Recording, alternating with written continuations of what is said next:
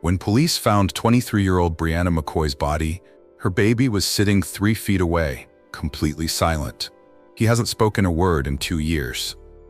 But it's what investigators find in her purse that stops them cold. A handwritten to-do list in his mother's purse told investigators everything. Brianna McCoy knew she was going to die. She'd been preparing. She just ran out of time to stop it. But what secret did the 23-year-old reveal that made her boyfriend pull the trigger? Here's what we know. Brianna McCoy, daughter of Jamaican reggae star Ricky Trooper, was found dead with 4 bullets in her body. Her killer? The man she'd been trying to escape. Her 18-month-old son Xander witnessed the entire murder. 2 years later, he still hasn't spoken a single word. The man who pulled the trigger was 41-year-old Derek Francis, twice Brianna's age, with a criminal record the courts had sealed. A man who'd already shown police exactly who he was. In the weeks before her death, Brianna left behind evidence, text messages, that to-do list, plans to protect herself that she never got to complete. What makes a young mother so desperate she starts planning to arm herself? What was she running from? And more importantly, what did she know that cost her everything? Welcome to True Crime Anatomy. I'm your host, and I want to start by thanking all my incredible subscribers. May your families stay safe and protected wherever they are. If you're new here, don't forget to subscribe, like, and share. Here we dig into the parts of these stories the media left out, the details that matter, and the truth that needs to be told. Hi. Hi. He wasn't even expected to live, and she took excellent care of him to the point where he's now. And he was her pride and joy. Please help the police with any given information. Telling myself she's probably away and will be returning. That was her mother speaking from the heart. September 22nd, 1999. A baby girl takes her first breath in a world where her father's voice echoes through dance hall speakers across Jamaica. Brianna Destiny McCoy enters life as reggae royalty, but she'll choose a different path. Her father, Garfield Ricky Trooper McCoy, stands as a founding member of the magnificent Troopers drum. His beats move crowds from Kingston to New York. Fame follows him everywhere. But his daughter? She wants something else entirely. While her father performs for thousands, Brianna builds a quiet life in Bridgeport. She takes a job at In the City, an upscale tapas lounge where she serves bottles to late-night crowds. Co-workers describe her grace under pressure, how she navigates drunk customers and chaotic nights without losing her composure. They call her Brie Balenciaga. The nickname fits. She carries herself with style, always put together, always professional. Her laugh fills the break room between shifts. That smile never seems to fade. But here's what her coworkers didn't know. Brianna had recently started checking over her shoulder when she left work. She'd changed her route home. Small things, easy to miss. Have you ever known someone whose smile hid their fear? Someone who perfected the art of looking fine when everything was falling apart? That was Brianna McCoy in her final months. Derek Francis arrived in Connecticut carrying 2 names and a past he couldn't outrun. Born in Jamaica, he also went by Ainsley Forbes, a detail that would later help him evade capture. At 41 years old, he'd lived nearly 2 decades longer than the young woman he'd target. Court records from Connecticut show a conviction. The details remain sealed, but the label sticks: convicted felon. Bridgeport police knew his name long before April 6th. The age gap tells its own story. When Brianna was learning to walk, Derek was 18. When she graduated high school, he was 35. By the time they met, he'd accumulated years of experience she couldn't match. Those who knew Derek describe a pattern: the charm that draws women in, the control that keeps them close, the anger when they try to leave. Previous girlfriends? They stayed quiet. Some moved away. Others simply disappeared from his social circle. Here's the question that haunts this case. What draws a 23-year-old woman with her whole life ahead to someone old enough to be her father? Was it protection she sought? Stability? Or did Derek Francis present himself as something he wasn't, until it was too late to run? The exact moment Brianna McCoy met Derek Francis remains unclear. Some say it happened at In the City lounge where she worked. Others suggest mutual friends introduced them. What we know is this: by early 2021, they were together. Picture it. She's 21, beautiful, working nights at an upscale venue. He's 39, established, promising security she'd never known. The age difference? Just a number, she probably told concerned friends. Then came the news that changed everything. Brianna was pregnant. September 2021, baby Xander arrives, a perfect boy with his mother's eyes. For a moment, perhaps, it seemed like they could make it work. New parents, new life, new beginning. But something shifts when a baby enters an unstable relationship. The crying at 3 a.m., the financial pressure, the exhaustion. Derek's patience wears thin. Brianna can't leave as easily anymore. Not with a newborn who needs formula, diapers, stability. Fast forward to February 23, 2023. A Bridgeport police cruiser pulls up to Coachlight Square Apartments. It's not their first domestic call, and it won't be their last. Officers separate the couple, take statements. Brianna holds Xander close, says she's fine, everything's fine. Derek agrees to leave for the night. The police report lists it as a verbal dispute. No arrests, just another couple working through problems. What red flags do people ignore in the name of love? The age difference, that means one person holds all the power? The isolation from friends who ask too many questions? The fights that neighbors pretend not to hear? Or is it the moment you realize you're afraid, but you've already had his baby? February to April 2023. 8 weeks that tell the story of a woman trying to save her own life. The neighbors at Coachlight Square start keeping informal records. Thursday night, shouting from 4B.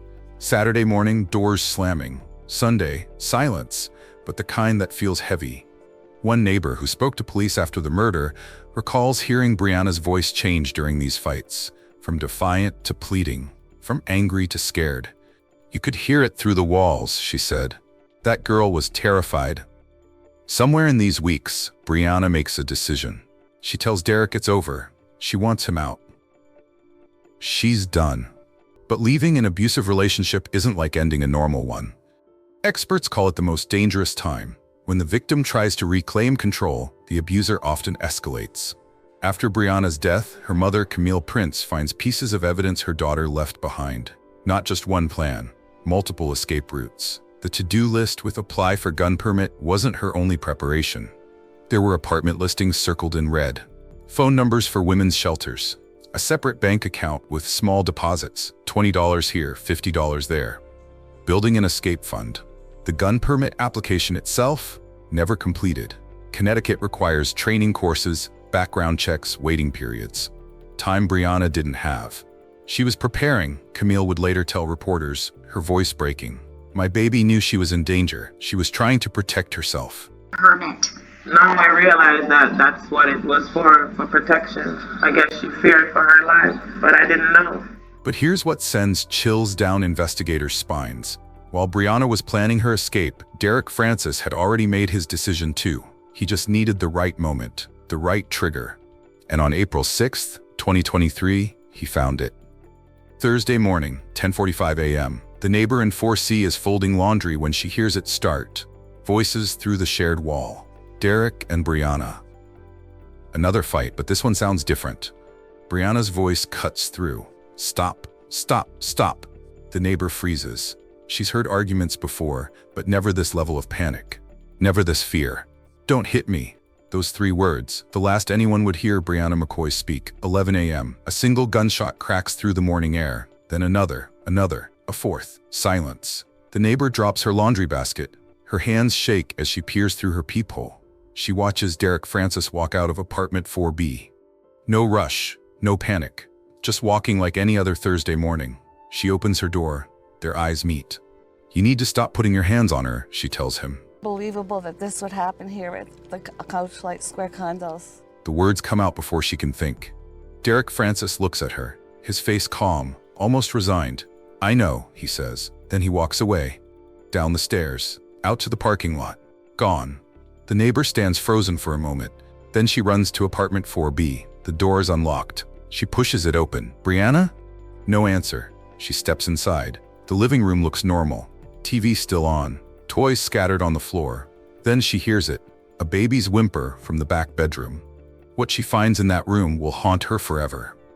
Baby Xander sits in his playpen, inches from his mother's body. He's not crying anymore, just staring with those big eyes that look so much like Brianna's. 4 bullet wounds, head and upper torso, blood spreading across the beige carpet. Brianna McCoy, 23 years old, is gone. The neighbor grabs the baby and calls 911. Her voice on the recording breaks as she tries to explain what she's seeing, what this child has been sitting next to. Police arrive within minutes and started clearing the apartment, checking for threats, then focusing on the crime scene. No sign of struggle in other rooms. No forced entry. No ransacking. What's missing? The murder weapon. Derek Francis took the gun with him. Investigators would later check Brianna's phone. Her last text message, sent at 9:47 a.m. to a coworker, "Can you cover my shift tonight?" She was planning for a future that would never come. By 2 p.m. on April 6th, every police cruiser in Bridgeport has Derek Francis's photo on their dashboard, also known as Ainsley Forbes, 41 years old, armed and dangerous, wanted for murder. The Bridgeport Police Department doesn't wait. Within hours, they call in the U.S. Marshals Violent Fugitive Task Force. This isn't just a local problem anymore. Derek Francis has run before. He knows how to disappear. Investigators start with his digital footprint, credit card purchases, cell phone pings. They track his movements from the Coachlight Square apartments. Gas station footage shows him filling up his tank at 11:47 a.m. He pays cash, keeps his head down, already thinking like a fugitive. By evening, they've traced him to Interstate 84, heading west, away from Connecticut, away from the body of the woman he claimed to love. That's when Ricky Trooper breaks his silence.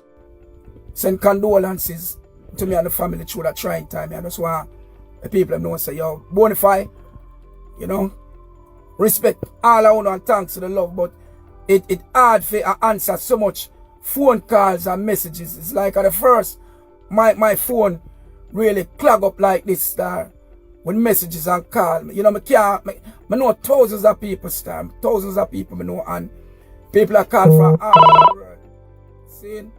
People are called from all over the world, and it's like, I can't answer to so much people. So it's not a disrespect to who I call me or who I try link me. Saying, because I know say, when I show the love and support people, when I have to understand it hot. And I go through a trying time. Saying, you used to hear them things happen to people, and I say, yo, I look, I wonder why them things happen, and wish say, I want to find myself in a position about such is life. And the reggae legend posts on Instagram, his voice shaking in a video message. "This man killed my daughter, my baby girl. If you see him, call police. Don't approach him, just call." The post goes viral, shared thousands of times between Connecticut and Jamaica. Tips pour in, sightings at rest stops, gas stations, fast food restaurants. But Derek Francis stays one step ahead. April 7th, no sign of him. April 8th, a possible sighting in Pennsylvania, but it's not him. April 9th, the trail goes cold. April 10th, nothing. 5 days. That's how long Derek Francis manages to evade one of the most intensive manhunts in recent Connecticut history. 5 days of Xander without his mother. 5 days of Camille Prince planning her daughter's funeral. 5 days of a killer on the run. But here's what Derek Francis didn't count on. He made one crucial mistake. April 11th, 2023, Cuyahoga County, Ohio. A routine traffic stop, the kind that happens hundreds of times every day. Solon Police Department pulls over a vehicle for a minor violation. The driver cooperates, but the passenger? He's nervous. Too nervous. When officers run his ID, Ainsley Forbes, the system lights up. This is their man. Derek Francis doesn't wait for the officers to make the arrest. He bolts from the car, running through a parking lot. But he's 41 years old, exhausted from 5 days on the run. The chase lasts less than a minute. Officers tackle him to the ground. He doesn't resist after that. Just lies there, breathing hard, knowing it's over. Back at the vehicle, investigators make a critical discovery. Under the passenger seat, wrapped in a dirty t-shirt, a 9mm handgun. The Connecticut State Police Forensics Laboratory works through the night. By morning, they have confirmation. The bullets that killed Brianna McCoy match this weapon. 4 shots. 4 matches. No doubt. Now in custody, Derek Francis starts talking, but his story keeps changing. First version, Brianna had the gun. He wrestled it away from her. It went off by accident, 4 times. Second version, he found the gun while looking for money he thought she'd stolen. She threatened him. He defended himself. Third version, they were arguing about custody of Xander. Things got heated. He doesn't remember pulling the trigger, but investigators know the truth. The angle of the wounds, the distance between shots, the witness who heard Brianna begging him to stop. This wasn't self-defense. This wasn't an accident. So what was the secret Brianna revealed that triggered Derek's rage? Police interviews with friends and family paint a clear picture.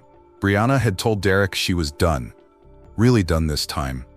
She was taking Xander and leaving. She'd already talked to a lawyer about custody. She'd opened her own bank account. She was applying for a gun permit because she knew he'd come after her. Her secret? She wasn't afraid anymore. She was taking back control. And for a man like Derek Francis, a man who needed to dominate, who couldn't handle rejection, that was a secret he couldn't let her keep. Derek Francis makes an unusual choice. He waives his right to a jury trial. Instead, 3 judges will decide his fate. His lawyers argue extreme emotional disturbance, a crime of passion, a moment of temporary madness. The prosecution presents their case methodically. The gun purchased weeks before. The history of domestic violence, the witness testimony. One stated she heard McCoy yelling, "Stop, stop, stop," and "Don't hit me." Witness 1 then heard a loud bang. The warrant also said that neighbor went to help McCoy and ran into Francis, whom she called Junior. Witness 1 then told Junior, "You gotta stop beating on her." Witness 1 stated that Junior responded, "Yeah, I know, I'm sorry, ma'am," and fled the apartment complex thereafter. Those 4 shots, 1 to kill, 3 to punish. April 25th, 2025. 2 years after Brianna's murder, the verdict comes down, guilty of murder. June 5th, 2025. Sentencing day. Camille Prince sits in the front row, holding a photo of her daughter. Derek Francis, now 43, stands as the judge reads his fate, 55 years in prison. He'll be 98 if he lives to see freedom. The family in the courtroom this week for what they call their moment of truth, when Francis would ultimately learn his fate. The entire time he was in court, even when the baby was in there and the baby made noise, he didn't once look over to see like, oh, the baby's over there. He just held his head down the whole time. He smirked. He laughed at times. But for some, the real sentence has just begun. Finally got what he deserved. 55 years, he will die, hopefully, die in prison. A lonely and miserable death. Xander McCoy, now 3.5 years old, hasn't spoken since that April morning. Doctors diagnose him with selective mutism, trauma-induced silence. The boy who watched his father kill his mother has locked his voice away. While the pair's then 18-month-old son, Xander, looked on. He's nonverbal at this point. His grandmother saying the child has not spoken one single word since witnessing his mother's murder. He's going through all the therapy right now. Camille Prince transforms her grief into action. The woman who raised a daughter now raises a grandson. She becomes an advocate, speaking at domestic violence events. "I missed the signs," she tells audiences. "I won't let other mothers make the same mistake." Is 55 years enough for stealing a mother from her baby? For silencing a child who may never speak again? For ending a life that had barely begun? Leave your thoughts below. Outside in the city lounge, where Brianna once served bottles with grace, 40 people gather on a warm April evening. Pink and blue balloons rise into the Connecticut sky. Candles flicker in the wind. Her co-workers share stories of her laugh, her kindness, her dreams for Xander. In the city family, we just want to thank everyone for being here. We want to send our son, her family, especially her mom who's present. Please keep them in their prayers.